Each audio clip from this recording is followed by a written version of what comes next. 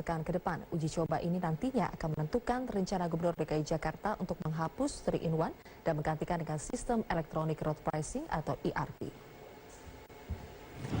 Hari pertama uji coba penghapusan 3-in-1, beberapa ruas jalan yang biasanya menjadi tempat para joki kini terlihat sepi. Seperti di beberapa ruas jalan, yaitu di Jalan Jenderal Gatot Subroto, para joki yang biasanya berdiri di sepanjang jalan pagi ini terlihat kosong. Terlihat personil kepolisian dan petugas dari Dinas Perhubungan DKI Jakarta bertugas untuk memantau jalannya uji coba. Uji coba akan dilakukan mulai dari tanggal 5 sampai 8 April, kemudian dilanjutkan 11 hingga 13 April 2016. Selain untuk mengontrol jumlah kendaraan yang melintas di jalur protokol di kota Jakarta, penghapusan sistem 3-in-1 juga dilakukan untuk mengurangi angka eksploitasi anak dalam praktik joki 3-in-1. Sebagai gantinya, pemerintah Provinsi DKI Jakarta akan menerapkan Electronic Road Pricing atau ERP di ruas jalan yang dulunya diterapkan sistem 3-in-1. Memang idealnya itu 3-in-1, itu udah benar, tapi kan korbanin anak kan kita nggak mau juga. Maka kita lagi pikir nanti setelah evaluasi 2 minggu ini kita lihat. ERP udah pasti. Dulu kan kita pernah berpikir sebelum capai ERP, bagaimana caranya supaya tidak ada eksploitasi anak-anak. Tidak ada joki. Berdasarkan evaluasi sementara terdapat sedikit peningkatan volume kendaraan di titik-titik jalan protokol pada hari pertama uji coba penghapusan sistem 3-in-1 di Jakarta Selasa pagi.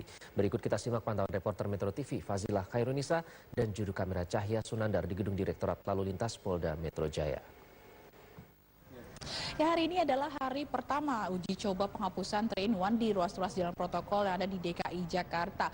Dan uji coba ini rencananya akan dilakukan hingga tanggal 8 April mendatang, kemudian dilanjutkan lagi tanggal 11 hingga tanggal 13 April mendatang. Nah, ini berlaku di hari kerja. Dan berdasarkan pantauan kami pada pagi hari tadi di ruas-ruas jalan protokol seperti salah satunya di Jalan Gatot Subroto, ini sudah tidak ada lagi joki yang terlihat. Ruas-ruas jalan yang biasanya ini dipenuhi oleh joki-joki ini terlihat sepi, tidak ada lagi joki yang berada di sepanjang Jalan Gatot Subroto. Namun bagaimana dengan kondisi lalu lintas pada uji coba di hari pertama ini? Saat ini saya sudah berada di Gedung Direktorat Lalu Lintas Polda Metro Jaya dan sudah bersama saya AKBP Budianto selaku Kasubdit Bingakum Ditlantas Polda Metro Jaya. Bapak, ini hari pertama, Pak. Bagaimana tadi pantauan dari hari pertama ini, Pak? Ya, saya tadi dari pagi sudah melakukan pemantauan ya, baik itu lewat Halang Timur, lewat AT maupun langsung terjun ke lapangan gitu. Memang bahwa uji coba ini kan nanti akan dilaksanakan 7 hari ke depan, hari kerja di TMT mulai tanggal 5 April ini. Nah, nanti bahwa hasil uji coba ini akan dianalisa dan evaluasi dan hasilnya akan digunakan sebagai salah satu dasar untuk menentukan kebijakan lebih lanjut apakah nanti 3-in-1 dilanjutkan atau tidak.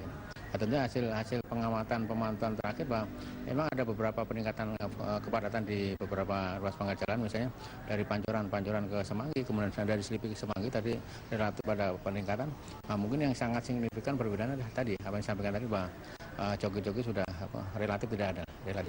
Juga kan sempat bahwa di beberapa titik jalan, di beberapa ruas jalan ini kan terjadi kepada penambahan volume ya Pak. Tadi seperti kita pantau juga di Jalan Gatot Subroto ini berdasarkan keterangan bahwa tadinya biasanya macet itu dimulai pukul 8 atau pukul 7 pagi ke atas. Ini sudah jam 6 pagi ini sudah mulai macet.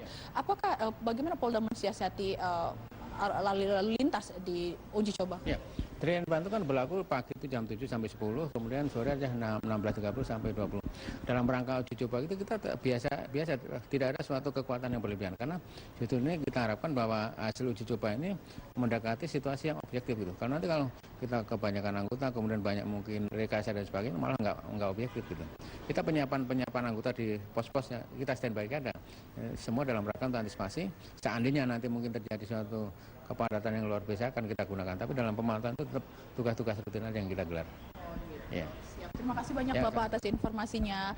Nanti kita tinggal lihat saja bagaimana hasil dari evaluasi dari uji coba penghapusan 3-in-1 ini itu pada tanggal 13 April 2016 mendatang. Apakah 3-in-1 ini benar-benar memang harus dihapuskan atau ada solusi lain?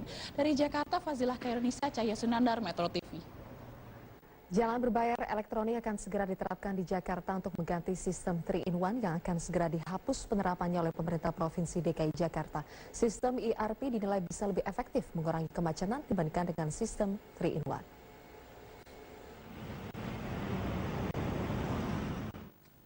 Electronic road pricing atau jalan berbayar elektronik akan segera diterapkan untuk mengganti sistem 3-in-1 yang berlaku saat ini. Setiap kendaraan roda 4 atau lebih yang melintas di ruas Electronic road pricing (ERP) atau jalan berbayar elektronik diwajibkan memiliki onboard unit (OBU) yang terpasang di setiap kendaraan. Setiap onboard unit akan berfungsi sebagai identitas yang berlaku untuk satu kendaraan saja. Bila nantinya pemilik kendaraan memutuskan untuk mengganti kendaraan, maka OBU kendaraan lama harus dikembalikan ke Dishub DKI Jakarta dan mendapatkan OBU baru untuk kendaraan yang baru. Onboard unit dapat diperoleh melalui Dinas Perhubungan DKI Jakarta dengan harga Rp200.000. Uang yang dibayarkan adalah sebagai jaminan dan akan dikembalikan bila pemilik kendaraan mengembalikan OBU kendaraannya. Dengan diberlakukannya sistem ERP, diharapkan dapat lebih mengendalikan volume kendaraan yang melintas di kawasan bisnis yang sibuk di Jakarta. Pengendalian volume dilakukan melalui penyesuaian tarif yang fluktuatif mengikuti kepadatan arus lalu lintas. Tarif dasar yang ditetapkan rencananya sebesar Rp30.000.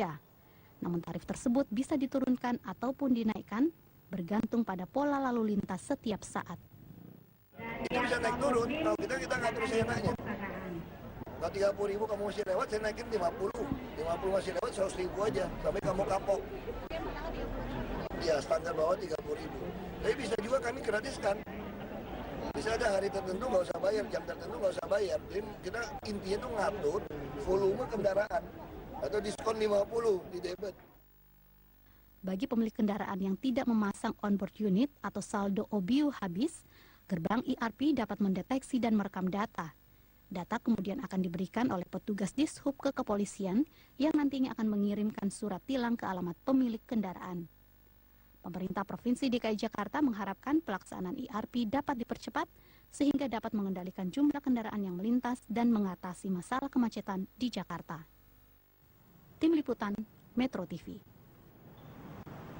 Saatnya kami akan mengajak Anda untuk memantau kondisi lalu lintas di sejumlah titik di Indonesia bersama Bribda Aniza langsung dari NTMC Polri. Bribda Aniza, bagaimana pantauan arus lalu lintas hingga siang hari ini? Ya, terima kasih Iqbal di studio dan selamat pagi pemirsa. Menemani jam makan siang Anda pada siang hari ini, kami dari NTMC Polri akan menginformasikan situasi arus lalu lintas terkini dari pantauan CCTV di sejumlah titik di wilayah. Dan untuk yang pertama kita akan memantau CCTV di kawasan Alun-Alun Bandung, Jawa Barat. Arus lalu lintas dari Jalan Asia Afrika yang akan menuju ke Jalan Oto Iskandar Dinata sudah terlihat adanya peningkatan volume kendaraan di kawasan ini sehingga arus lalu lintas terlihat ramai dan cenderung tersendat. Antisipasi kendaraan umum yang menaik turunkan penumpang di bahu jalan agar menurunkan laju kecepatan kendaraan Anda. Dan dari Jawa Barat kita akan beralih ke kawasan Ibu Kota Jakarta, tepatnya di kawasan Bundaran Hotel Indonesia, Jakarta Pusat. Arus lalu lintas dari arah Sudirman yang akan menuju ke Tamrin memang sudah terlihat adanya peningkatan volume kendaraan di kawasan ini, namun arus lalu lintas masih terpantau ramai dan lancar. Begitupun arah sebaliknya juga masih terpantau kondusif lancar. Dan untuk arus kendaraan dari arah Sudirman yang akan menuju ke Menteng juga masih terlihat kondusif lancar. Antisipasi adanya pertemuan arus kendaraan dari arah Tamrin yang akan menuju ke Jalan Sudirman dan tetap perhatikan laju serta batas kecepatan kendaraan Anda. Ya, bagi Anda yang mendapatkan informasi seputar arus lalu lintas, kami siap di nomor 15669 atau melalui SMS Center di 9119. Dan tetaplah menjadi pelopor keselamatan dalam berlalu lintas, budayakan keselamatan sebagai kebutuhan. Menuju Indonesia tertib bersatu, keselamatan nomor 1. Sekian laporan langsung dari NTMC Polri, saya Bribda Aniza, salam Tribrata. Silakan kembali ke Iqbal di studio. Bribda Aniza melaporkan langsung dari NTMC Polri. Terima kasih. Pelaksanaan ujian nasional di sejumlah daerah masih menemui sejumlah kendala. Sesaat lagi. Indonesia Barat, kereta api Pasundan jurusan Surabaya menuju Bandung hari Selasa pagi anjlok di kawasan Kadungora, Garut, Jawa Barat. Akibat peristiwa tersebut, jalur selatan untuk sementara tidak bisa dilalui. 8 rangkaian gerbong dan 1 lokomotif kereta Pasundan jurusan Surabaya tujuan Bandung anjlok di kawasan Kadungora, tepatnya di Kampung Padi Sentra, Desa Karangmulia, Kecamatan Kadungora. Sejumlah petugas dari PT KAI terus melakukan upaya perbaikan dan membenahi bantalan rel kereta yang anjlok. Belum diketahui penyebab pasti terjadinya peristiwa tersebut, namun diduga kuat karena di jalur perlintasan ini kerap dilalui alat berat yang menyebabkan longsor. Akibat peristiwa ini, jalur selatan lumpuh. Sejumlah keberangkatan terpaksa ditunda sambil menunggu perbaikan. Para penumpang dievakuasi dan melanjutkan perjalanan ke Bandung menggunakan bus.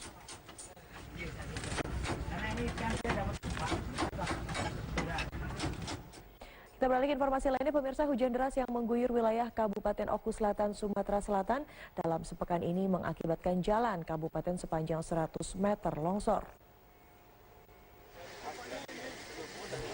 Selain mengakibatkan jalan rusak, longsor juga membuat sedikitnya 7 hektar sawah yang siap panen rusak.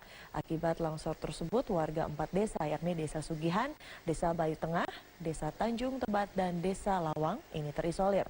Untuk beraktivitas, warga saat ini terpaksa harus mencari jalan alternatif, mendaki bukit yang mencapai 600 meter lebih untuk keluar desa.